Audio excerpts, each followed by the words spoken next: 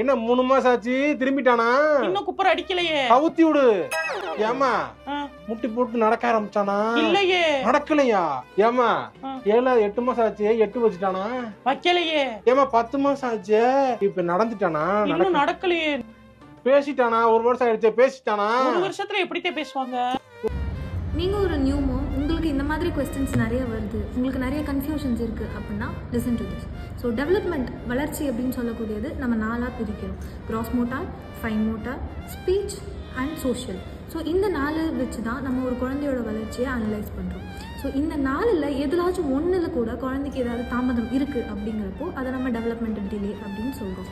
கீழே நான் கொடுத்துருக்கிற சார்ட்டில் உங்களுக்கு எந்தெந்த ஸ்டேஜஸ் இல்லை என்னென்ன டெவலப்மெண்ட் இருக்கும் அப்படிங்கிறத நான் வந்து ஆட் பண்ணியிருக்கேன். ஸோ உங்களுக்கு இதுக்கு மேலே வேறு ஏதாவது டவுட்ஸ் இருக்குது அப்படின்னா கேப்ஷனில் கொடுத்துருக்கிற நம்பருக்கு வாட்ஸ்அப் பண்ணுங்கள், இல்லைனா இந்த ஐடிக்கு டிஎம் பண்ணுங்கள். தேங்க்யூ.